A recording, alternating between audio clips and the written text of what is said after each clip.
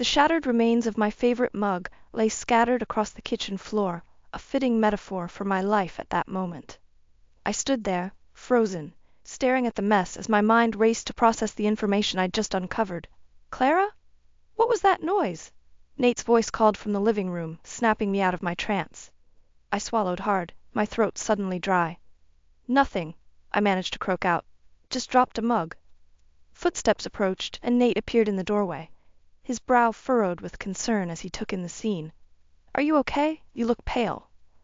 I couldn't bring myself to look at him. Instead, I focused on the shards of ceramic at my feet. "I'm fine," I lied, my voice barely above a whisper. Nate stepped closer, reaching out to touch my arm. I flinched away instinctively, and confusion flashed across his face. "Clara, what's wrong?" The dam inside me broke. "How long?" I demanded, finally meeting his gaze. "How long what?" he asked, but I could see the flicker of panic in his eyes. I thrust my phone at him, the incriminating email still displayed on the screen. "How long have you been sleeping with her?" Nate's face drained of color. He opened his mouth, then closed it again, fumbling for words. Clara, I can explain." "Explain?" I laughed bitterly. "Explain how you've been cheating on me with some woman named Melissa, how you've been lying to me for God knows how long." "It's not what you think," Nate pleaded, reaching for me again. I stepped back, my heel crunching on a piece of broken mug. "Don't touch me," I hissed. "Just don't." The front door opened, and I heard Ava's cheerful voice. "Mom! Dad! I'm home!" Panic seized me. I couldn't let our daughter see us like this. "We'll discuss this later," I whispered fiercely to Nate. "Act normal." Nate nodded, his face a mask of guilt and fear. We both plastered on fake smiles as Ava bounded into the kitchen. "Hi, sweetie," I said, my voice unnaturally high. "How was school?" Ava's eyes widened as she noticed the broken mug. "What happened?" "Oh, just a little accident," I said, forcing a laugh. "Nothing to worry about. Why don't you go start your homework? I'll be there to help in a minute." As soon as Ava was out of earshot, I turned back to Nate. "We're not done," I warned him. "Not by a long shot." The rest of the evening passed in a blur of forced normalcy. I helped Ava with her homework, made dinner, and tucked her into bed, all while my insides churned with rage and betrayal. Finally, with Ava asleep, I confronted Nate in our bedroom. "Start talking," I demanded. Nate sighed, running a hand through his hair. "It was a mistake, Clara, a stupid, terrible mistake." "How long?" I repeated my earlier question. He hesitated. 6 months. The words hit me like a physical blow. 6 months. Half a year of lies and deceit. "Why?" I asked, my voice breaking. "I don't know," Nate said, his eyes pleading. "Things between us have been different lately. I felt disconnected, and Melissa was just there." I laughed humorlessly. "Oh, so it's my fault because I've been busy with work and taking care of our daughter?" "No, that's not what I meant," Nate backpedaled.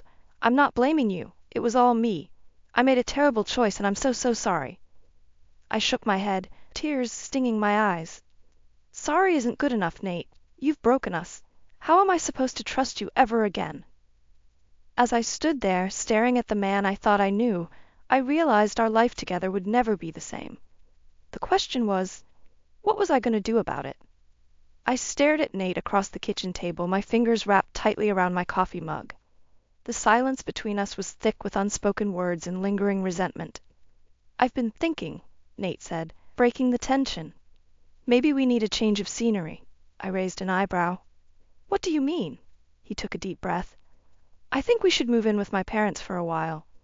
The suggestion hit me like a bucket of ice water. "Your parents? Nate, are you serious?" "Just hear me out," he pleaded. "It could be good for us. A fresh start, away from everything."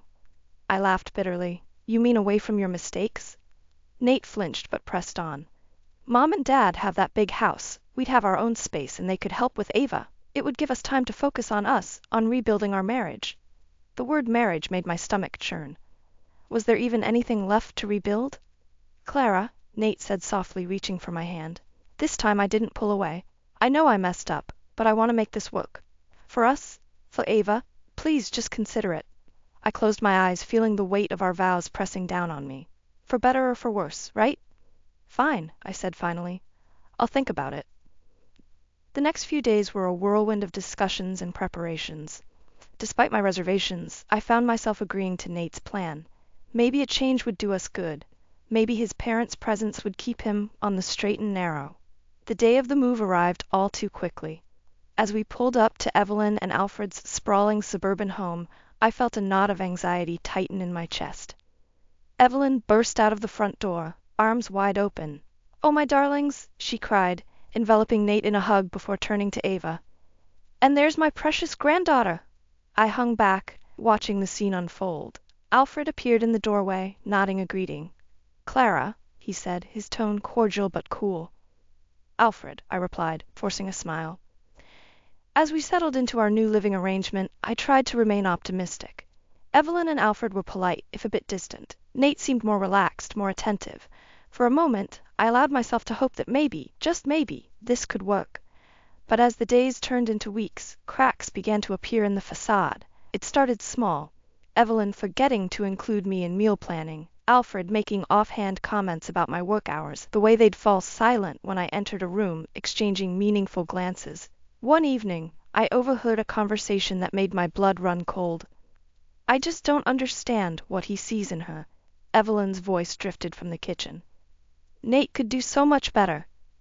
Now, Alfred replied. "She's the mother of our grandchild. We have to tolerate her for Ava's sake." I stood frozen in the hallway, my heart pounding. Tolerate me? Is that what they thought? "Clara?" Nate's voice startled me.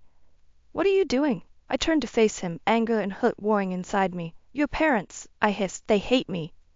Nate's brow furrowed. "What? No, they don't. You're imagining things." "Imagining things?" I repeated incredulously. "I just heard them talking about me. They said they have to tolerate me." "I'm sure you misunderstood," Nate said, his tone placating. "Mom and Dad love you." I stared at him, disbelief turning to fury. "Are you seriously taking their side?" "I'm not taking sides," Nate protested. "I just think you're overreacting." The word overreacting was the final straw.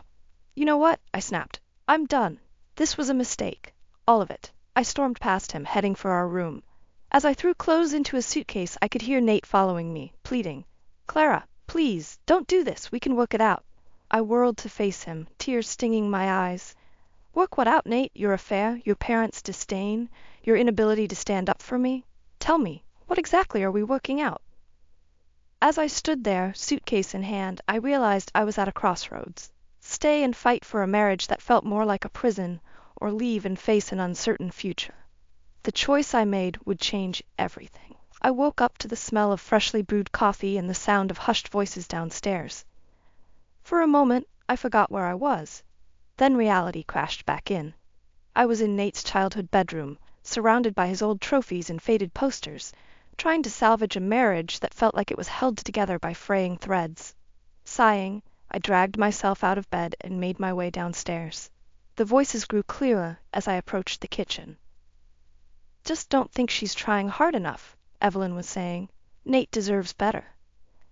I froze, my hand on the doorknob. Nate's response was too low for me to hear, but Evelyn's dismissive snort came through loud and clear. Taking a deep breath, I pushed the door open. The conversation stopped abruptly, 3 pairs of eyes turning to me. "Good morning," I said, forcing a smile. "Clara, dear," Evelyn chirped, her voice dripping with false sweetness. "We were just talking about you." "I heard," I replied coolly, pouring myself a cup of coffee. Nate cleared his throat uncomfortably. "Mom was just saying how she thinks we should all go out for dinner tonight, as a family." I raised an eyebrow. "Oh, and what brought this on?" Alfred spoke up, his tone gruff. "We thought it might be good for you all to get out of the house. You've been cooped up here for weeks." I bit back a retort about whose idea it was for us to move in the first place. Instead, I nodded. "Sure, dinner sounds nice." The rest of the day passed in a blur of tension and forced politeness. By the time we arrived at the restaurant, my nerves were frayed to the breaking point. As we settled into our seats, Evelyn leaned across the table. "Clara, dear, I hope you don't mind, but I took the liberty of ordering for you. I know how indecisive you can be." I blinked, taken aback. "Actually, Evelyn, Oh, it's no trouble at all," she interrupted, waving her hand dismissively. "I'm sure you'll love it." I looked to Nate for support, but he was engrossed in the wine list. Ava, sensing the tension, squirmed uncomfortably in her seat. The meal progressed, each moment more excruciating than the last. Evelyn dominated the conversation, barely allowing me to get a word in edgewise. Alfred made thinly veiled comments about my parenting skills, while Nate sat in silence, avoiding eye contact. Finally, as dessert arrived, I'd had enough. "Excuse me," I said, standing abruptly. "I need some air." I rushed out of the restaurant, gulping in the cool night air. Tears pricked at my eyes, but I refused to let them fall. "Clara?" Nate's voice came from behind me. "Are you okay?" I whirled to face him. "Am I okay? Are you seriously asking me that?" He looked bewildered. "What's wrong?" "What's wrong?" I repeated incredulously. "Your parents have been insulting me all night, and you've just sat there and let it happen." Nate's face hardened. "They're trying their best, Clara. You're not exactly making it easy." I stared at him, disbelief turning to anger. "So this is my fault now?" "I didn't say that," he backpedaled, "but you could try harder to get along with them." "Try harder?" I hissed. "I've been trying so hard I'm about to break, Nate, and you don't even see it." His expression softened. "Clara, please, let's not do this here." But I was beyond caring about making a scene. "No, Nate, we're doing this now. I can't keep pretending everything's okay when it's so clearly not." "What are you saying?" he asked, a note of fear creeping into his voice. I took a deep breath, the words I'd been holding back for weeks finally spilling out. "I'm saying that this isn't working. Moving in with your parents, trying to fix our marriage, it's all been a huge mistake." Nate's face crumpled. "You don't mean that." "I do," I said, surprised by how steady my voice was. I think it's time we face the truth. Our marriage is over, Nate." As the words hung in the air between us, I realized there was no going back. The life I'd known, the future I'd planned, was crumbling around me. But amid the fear and uncertainty, I felt something else stirring, a spark of hope, a glimmer of freedom. Whatever came next, I knew one thing for certain: I couldn't live like this anymore. The days following our disastrous dinner outing blurred together in a haze of tension and unspoken words. Nate and I barely spoke, tiptoeing around each other like strangers. Evelyn and Alfred's hostility, once veiled, now simmered just beneath the surface. One morning I woke to find Ava's bed empty. Panic gripped me as I rushed downstairs, only to find her giggling in the kitchen with Evelyn. "There you are, sleepyhead," Evelyn cooed, her saccharine tones setting my teeth on edge. "I was just teaching Ava how to make proper pancakes. Lord knows she needs someone to show her these things." I bit back a retort, forcing a smile for Ava's sake. "That's nice, sweetie. Why don't you go get dressed for school?" As Ava scampered off, Evelyn's demeanor changed instantly. "You know, Clara," she said, her voice dripping with disdain, "it wouldn't kill you to take more interest in domestic matters. A woman should know how to keep a proper home." I felt my temper flare. "I manage just fine, Evelyn. My career doesn't make me any less of a mother or wife." She scoffed. "Does it? Because from where I'm standing, your family is falling apart." Her words hit like a physical blow. Before I could respond, Nate walked in. "Everything okay?" he asked, glancing between us. "Just fine, dear," Evelyn chirped, all sweetness again. "Clara and I were just having a little chat about family values."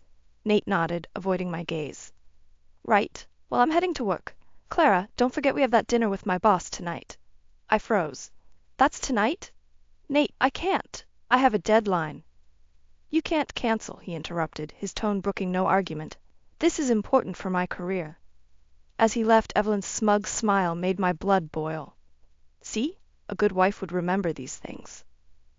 That evening, I found myself at an upscale restaurant, seated across from Nate's boss and his wife. The conversation flowed around me as I struggled to focus, my mind still on my unfinished article. "So, Clara," Nate's boss turned to me, "Nate tells me you're a journalist, too. How's that going with family life?" Before I could answer, Nate jumped in. "Oh, Clara's thinking of scaling back her work, aren't you, honey? To focus more on home life." I stared at him, dumbfounded. What?" Nate's boss nodded approvingly. "Good for you. Family should always come first." The rest of the dinner passed in a blur. As soon as we got home, I rounded on Nate. "What the hell was that about? Scaling back my work?" He sighed, loosening his tie. "Come on, Clara. You know how important this promotion is." I was just saying what he wanted to hear. "At my expense?" I hissed, mindful of Ava sleeping upstairs. "Don't be so dramatic," he scoffed. "It's not like your job is as demanding as mine anyway." I reeled back as if slapped. "Is that what you really think?" Before he could answer, Alfred appeared in the doorway. "Everything all right? We could hear you from upstairs." Nate plastered on a smile. "Just a little disagreement, Dad. Nothing to worry about." Alfred's gaze settled on me, cold and judgmental. "Clara, I think it's time you started considering what's best for this family. Your selfish behavior is tearing it apart." Something inside me snapped. Years of pent-up frustration and resentment came pouring out. "Selfish? I've given everything to this family. I've put up with your constant criticism, your son's infidelity, all while trying to maintain my career and raise my daughter. And I'm the selfish one?" The room fell silent. Nate and Alfred stared at me, shocked. In that moment, I realized I'd reached a crossroads. I could no longer pretend everything was fine. I couldn't keep sacrificing my self-respect, my career, my happiness for a family that didn't value me. "I'm done," I said, my voice steady despite the turmoil inside. "I can't do this anymore." As I turned to leave the room, I caught sight of Ava standing on the stairs, her eyes wide with fear and confusion. My heart broke, but I knew in that moment that I had to be strong, for both of us. Whatever came next, I knew one thing for certain: things couldn't go on as they were. It was time for a change, no matter how terrifying that prospect might be. The morning after my outburst, I woke with a sense of dread weighing heavily on my chest. The house was eerily quiet as I made my way downstairs, bracing myself for the inevitable confrontation. I found Nate in the kitchen, nursing a cup of coffee. His eyes were bloodshot, his hair disheveled. "We need to talk," he said, his voice hoarse. I nodded, pouring myself a cup. "Yes, we do." "I've been thinking about what you said last night," Nate began. "I know things haven't been easy." "Easy?" I interrupted, a bitter laugh escaping me. "Nate, things haven't been easy since the day I found out about your affair. Living here, with your parents constantly undermining me, has been a nightmare." Nate's face hardened. "They're just trying to help, Clara. Maybe if you made more of an effort." "Don't you dare put this on me," I hissed, my anger flaring. I've been trying so hard I'm exhausted, but it's never enough, is it? Not for you, not for them." Before Nate could respond, Evelyn swept into the kitchen. "Oh good, you're both up. Nate, dear, don't forget you promised to take your father golfing today." I stared at Nate incredulously. "Golfing? Now?" He at least had the decency to look uncomfortable. "I forgot. Dad's been looking forward to it." "Of course he has," I muttered, shaking my head in disbelief. Evelyn's eyes narrowed. "Is there a problem, Clara? Surely you can handle things here for one day without my son." Something inside me snapped. "You know what, Evelyn? There's a problem. The problem is that your son and I are trying to have an important conversation about our marriage, and you're more concerned about a golf game." Evelyn's face flushed with anger. "How dare you speak to me like that in my own home? Nate, are you going to let her talk to me this way?" I turned to Nate, waiting to see what he would do. His eyes darted between us, panic evident on his face. Mom, Clara, please, can't we all just calm down?" His weak attempt at peacemaking was the final straw. "No, Nate, we can't just calm down. This is our life, our marriage falling apart, and you're worried about keeping the peace?" I stormed out of the kitchen, my mind racing. As I reached the stairs, I heard Ava's small voice. "Mommy? Why is everyone yelling?" My heart clenched. I knelt down, pulling her into a hug. "I'm sorry, sweetheart. Mommy and Daddy are just having a disagreement." "Are we going to have to leave?" she asked, her voice trembling. The question hit me like a punch to the gut. I pulled back, looking into her worried eyes. In that moment, I knew I had to make a decision, not just for myself, but for Ava. "I don't know, honey," I said honestly, "but I promise, whatever happens, we'll be okay." As I held my daughter, I heard Nate and Evelyn's voices rising again downstairs. The constant tension, the arguments, the silent treatment, it was all taking a toll on Ava. I couldn't let this continue. With a deep breath, I made my decision. I gently pulled away from Ava. "Sweetie, can you go to your room and pack a small bag? Just some clothes and your favorite toys." Her eyes widened. "Are we going on a trip?" I forced a smile. "Something like that. Go on now, I'll be right there." As Ava scampered off, I pulled out my phone and dialed a number I should have called weeks ago. "Joan? It's Clara. I need your help. Can Ava and I stay with you for a while?" My sister's voice was warm and concerned. "Of course. What's going on?" I took a shaky breath. "I'm leaving Nate. I can't do this anymore." As I hung up, I felt a strange mix of terror and relief wash over me. I knew the road ahead would be difficult, but for the first time in months I felt like I could breathe again. Whatever came next, I would face it on my own terms. Joan's apartment felt like a sanctuary after the suffocating atmosphere at Nate's parents' house. As I sank into her plush couch, the weight of the past few months seemed to lift slightly from my shoulders. "Okay, sis," Joan said, handing me a steaming mug of tea. "Start from the beginning." I poured out everything. Nate's affair, the move to his parents' house, the constant belittling and criticism. Joan listened intently, her lawyer's mind no doubt cataloging every detail. "Clara," she said when I finished, her voice gentle but firm, "this is emotional abuse. What they've been doing to you, it's not okay." Her words hit me like a thunderbolt. Abuse. I'd been so caught up in trying to make things work, I hadn't even realized. "We need to document everything," Joan continued, switching into lawyer mode. "Every insult, every manipulative comment, it'll be crucial if Nate tries to fight for custody of Ava." The mention of custody sent a chill down my spine. "You really think he'd do that?" Joan's expression hardened. "After what you've told me about his parents, we need to be prepared for anything." Over the next few weeks, I threw myself into gathering evidence. I wrote down every memory of Evelyn and Alfred's mistreatment, every instance of Nate's neglect. Joan helped me organize it all, building a case that left me stunned when I saw it laid out. But even as I worked, a nagging doubt gnawed at me. Was I really ready to end my marriage, to tear apart Ava's family? My phone buzzed with a text from Nate. "We need to talk. Come to the house tomorrow." I showed Joan the message, my stomach churning. "I have to go, don't I?" She nodded grimly. "Yes, but not alone. I'm coming with you." The next day, we pulled up to Nate's parents' house. My palms were sweaty as I rang the doorbell. Nate answered, his eyes widening at the sight of Joan. "What's she doing here?" he demanded. "Moral support," I said firmly, pushing past him into the house. Evelyn and Alfred were waiting in the living room, their faces masks of disapproval. "Well, if it isn't the prodigal daughter-in-law," Evelyn sneered. I took a deep breath, steeling myself. "I'm here to talk about divorce proceedings, Nate, and custody arrangements for Ava." The room erupted into chaos. Nate started pleading, Evelyn shrieked about the sanctity of marriage, and Alfred thundered about ungrateful wives.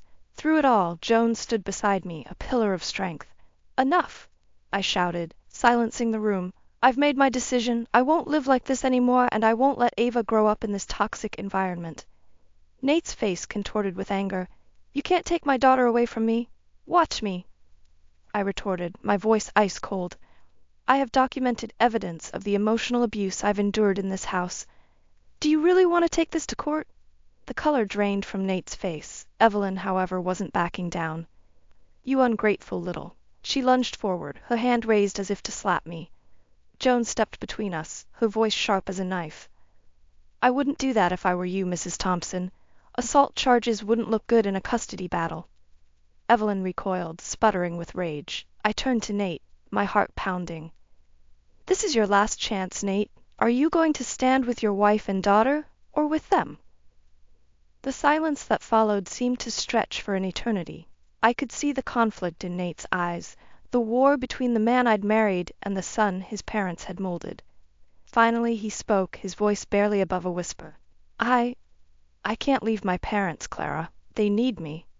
In that moment I felt something inside me shatter. The last lingering hope that we could salvage our marriage crumbled to dust, but along with the pain came a surge of determination. "Then we're done," I said, my voice steady despite the turmoil inside. "Expect to hear from my lawyer." As Joan and I walked out of the house, I felt like I was leaving more than just a failed marriage behind. I was leaving behind years of self-doubt, of compromise, of settling for less than I deserved. The road ahead was uncertain, but for the first time in years, I felt truly free. Whatever challenges lay ahead, I knew I had the strength to face them. And more importantly, I had the strength to show Ava what it meant to stand up for oneself, to demand respect and love. As we drove away, I allowed myself a small smile. This wasn't an ending. It was a new beginning. The day of the final confrontation arrived with a sense of foreboding. Joan and I had spent weeks preparing, but as we approached Nate's lawyer's office, my stomach churned with anxiety. "Remember," Joan whispered as we entered the building, You hold all the cards. Stay strong." Nate was already there, looking haggard and defeated. His eyes met mine briefly before darting away. His lawyer, a sharp-faced woman in an expensive suit, eyed us coolly. "Let's get started, shall we?" she said, gesturing to the conference room. As we settled into our seats, I couldn't help but think of Ava, waiting at Joan's apartment with a babysitter. Everything I was about to do was for her. Nate's lawyer spoke first. "My client is willing to agree to joint custody with Ava primarily residing with him and his parents." I felt a surge of anger. "Absolutely not," I snapped. "I have evidence of the emotional abuse I suffered in that house. Ava will not be subjected to that environment." The lawyer's eyes narrowed. "Allegations of abuse are serious, Mrs. Thompson. Do you have proof?" Joan slid a thick folder across the table. "We have documented every instance of mistreatment, corroborated by witnesses and psychological evaluations." As Nate and his lawyer pored over the documents, I saw the color drain from his face. "Clara," he said, his voice barely above a whisper, "I had no idea it was this bad." I laughed bitterly. "Of course you didn't. You were too busy trying to please your parents to notice what they were doing to your wife and daughter." Nate's lawyer cleared her throat. "In light of this evidence, we're prepared to discuss a more equitable arrangement." The next few hours were a blur of negotiations. Custody arrangements, division of assets, alimony. Every detail of our lives together was dissected and divided. Through it all, I held firm, buoyed by Joan's steady presence and the memory of everything I'd endured. Finally, we reached an agreement. Primary custody of Ava would be mine, with Nate granted visitation rights. Our assets would be split fairly, and I would retain our family home. As Nate picked up the pen to sign the divorce papers, he hesitated. "Clara," he said, his voice breaking, "I'm sorry for everything. I should have protected you and Ava." For a moment I felt a flicker of the love we once shared, but then I remembered the years of neglect, of choosing his parents over his family, and my resolve hardened. "It's too late for sorry, Nate," I said quietly. "Just sign the papers." With a shaky hand, Nate signed. As I added my own signature, I felt a weight lift from my shoulders. It was done. I was free. As we left the office, Joan squeezed my hand. "You did it, sis. I'm so proud of you." But our victory was short-lived. As we stepped out of the building, we were confronted by a furious Evelyn and Alfred. "You conniving witch!" Evelyn shrieked. "How dare you turn our son against us?" Alfred loomed over me, his face red with rage. "You'll regret this, Clara. We'll make sure you never see Ava again." I felt a moment of panic, but then something inside me snapped. Years of pent-up anger and frustration came pouring out. "Enough!" I shouted, my voice ringing through the street. "You will not threaten me or my daughter ever again. Your reign of manipulation and abuse ends now." I turned to Nate, who had followed us out. "This is your last chance, Nate. Your parents or your daughter. Choose." The silence that followed seemed to stretch for an eternity. I could see the conflict in Nate's eyes, the war between the man I'd married and the son his parents had molded. Finally, he spoke, his voice barely above a whisper. I choose Ava." Evelyn let out a wail of despair, while Alfred's face contorted with fury, but I barely noticed them. In that moment, looking at Nate's defeated form, I realized something profound. I didn't need his choice. I didn't need his approval or his parents' acceptance. I had everything I needed: my daughter, my freedom, and my self-respect. As Joan and I walked away, leaving the chaos behind, I felt a surge of triumph. The road ahead would be challenging, but for the first time in years, I was ready to face it head-on. The old Clara, the one who had bent and compromised and suffered in silence, was gone. In her place stood a woman who knew her worth, who would fight for herself and her daughter with every breath. This wasn't just an ending, it was a new beginning, full of possibility and hope, and I was ready for it. 5 years had passed since that fateful day when I walked away from Nate and his toxic family. Life hadn't been easy, but it had been mine, filled with hard-won victories, cherished moments with Ava, and a sense of peace I'd never known before. I was in the middle of preparing dinner when the doorbell rang. Ava, now a spirited 13-year-old, called out, "I'll get it, Mom." A moment later, I heard her startled voice. "Dad?" My blood ran cold. I rushed to the door, wiping my hands on my apron. There stood Nate, a shadow of his former self. His clothes were disheveled, his eyes bloodshot, and he reeked of alcohol. Clara, he slurred, swaying slightly, I need your help. I instinctively stepped in front of Ava, shielding her. Nate, what are you doing here? He stumbled forward and I held up a hand to stop him. Please, he begged. I've lost everything. My job, my savings. Even Mom and Dad have cut me off. I didn't know where else to go. A part of me, the part that had once loved this man, ached to help him. But I remembered the years of neglect, the pain he'd put me through, and I steeled myself. Ava, honey, I said calmly, go to your room, please. Once Ava was out of earshot, I turned back to Nate. You can't be here, I said firmly. You're drunk and you're scaring our daughter. Our daughter, he repeated bitterly, the one you took from me. Anger flared within me. I didn't take her from you, Nate. You chose to let her go when you refused to stand up to your parents. He lunged forward suddenly, grabbing my arm. You ruined my life, he shouted. For a moment, fear gripped me, but then something shifted. I was no longer the woman who would cower or make excuses for him. I was stronger now. With a swift motion, I broke free of his grip and pushed him back. No, Nate, I said, my voice steady and strong. You ruined your own life, and I won't let you ruin mine or Ava's any longer. I saw a flicker of the old Nate in his eyes, shame, regret, and a hint of admiration. But it was too late for that now. I'm calling you a cab, I said. And then I'm calling my lawyer. This ends now, Nate. No more surprise visits, no more manipulations. If you want to see Ava, you'll do it through proper channels, and you'll do it sober. As I dialed the cab company, I felt a presence behind me. Ava stood there, her eyes wide but determined. Is Dad okay? She asked softly. I knelt down to her level, my heart swelling with love and pride for this brave, compassionate girl. He's going through a tough time, sweetie, but that's not our responsibility anymore. We're going to be okay. As we watched the cab drive away with Nate, I felt a profound sense of closure. The last lingering threads of my old life had been severed, and the future stretched out before us, bright and full of possibility. Later that night, as Ava slept peacefully, I sat on our porch, sipping tea and reflecting on the journey that had brought me here. The pain, the struggles, the moments of doubt, they had all shaped me into the woman I was now. I thought of the women out there who might be where I was 5 years ago, trapped, afraid, doubting themselves. I wished I could tell them that there was hope, that they were stronger than they knew.